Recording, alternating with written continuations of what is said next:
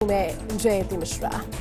आज से शुरू होगी क्वीन एलिजाबेथ द्वितीय की अंतिम यात्रा। 19 सितंबर को उनका अंतिम संस्कार होगा। एलिजाबेथ के सम्मान में आज भारत में भी एक दिन का राजकीय शोक है। आज आधा झुका हुआ है राष्ट्रीय ध्वज। गृह मंत्रालय ने एक सर्कुलर जारी किया है। राजकीय शोक की घोषणा गृह मंत्रालय की ओर से की गई। महारानी एलिजाबेथ द्वितीय का गुरुवार को स्कॉटलैंड में निधन हो गया था।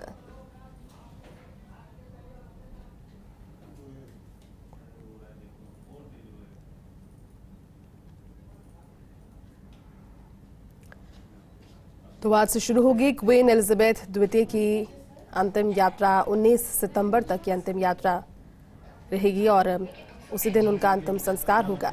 उनके सम्मान में आज भारत में भी एक दिन का राजकीय शोक। एलिजाबेथ के सम्मान में आज भारत में एक दिन का राष्ट्रीय शोक रखा गया है। ध्वज आधा झुका हुआ है, यानी कि राष्ट्रीय ध्वज तिरंगा जिनके सम्मान में इस राजकीय शोक के अंतर्गत आधा झुका है। गृह मंत्रालय ने एक सर्कुलर जारी कर राजकीय शोक की घोषणा की।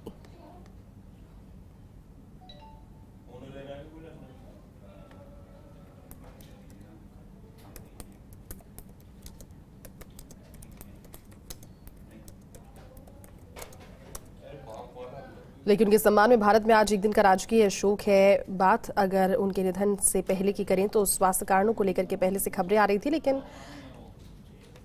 जिस तरह से शासन उनका रहा और भारत के साथ में जो जुड़ाव उनका रहा है, 3 दफा भारत क्वीन एलिजाबेथ द्वितीय पहुंची। 1961 में गणतंत्र दिवस पर बतौर चीफ गेस्ट वो यहां पर पहुंची थी और गुरुवार देर रात उनका निधन हो गया। 96 वर्ष की उम्र में उन्होंने अंतिम सांस ली। काफी समय से बीमार थी, अस्वस्थ थी।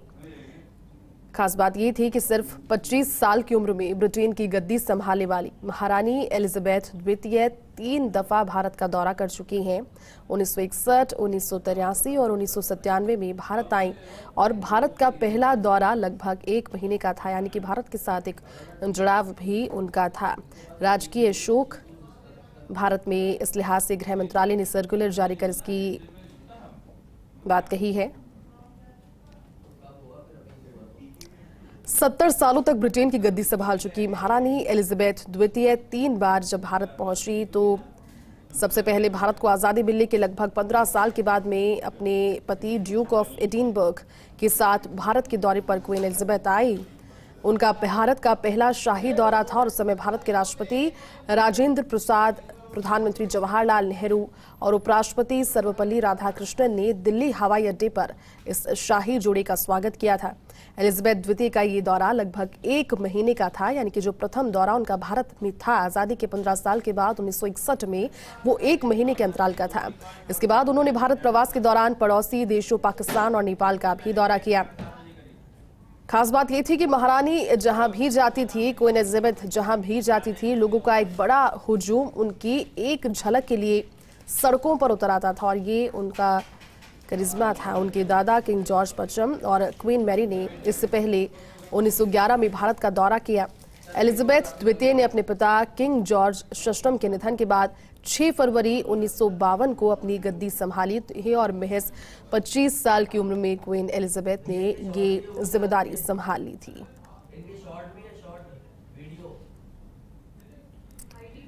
19 सितंबर को अंतिम संस्कार होगा और उसके बाद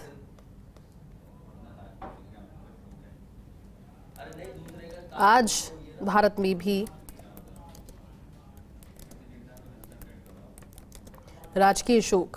गृह मंत्रालय ने एक सर्कुलर जारी कर इसको जानकारी के लिए लेकर आए हैं कि राजकीय शोक और राष्ट्रीय ध्वज आधा झुका हुआ है।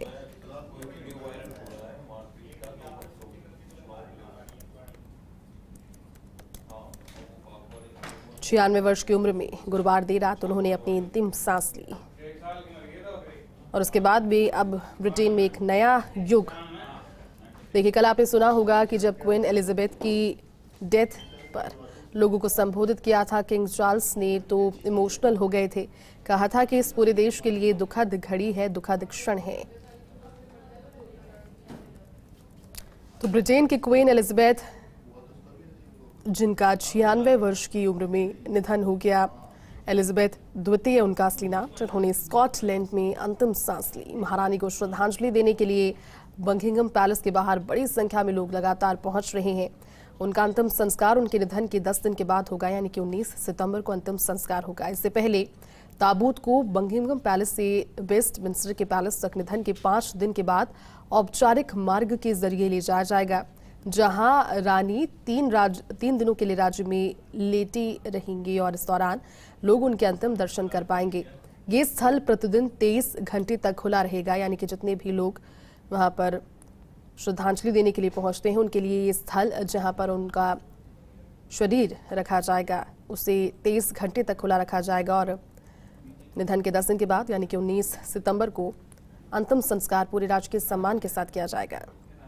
किंग चार्ल्स तृतीय एलिजाबेथ के बाद में अब नए मुखिया, नए एक तरीके से जो किंग हैं वो होने वाले हैं। किंग चार्ल्स तृतीय ने कल एक इमोशनल नोट भी उनके निधन पर कहा। उन्होंने कहा कि मेरी प्यारी माँ के लिए जब आपने मेरे प्यारे स्वर्गीय पिताजी के पास जाने के लिए अपनी महान अंतिम यात्रा शुरू की है, तो मैं बस यही कहना चाहता हूं कि आप इतने वर्षों तक इतने लगन से सेवाएं अपनी देती रही।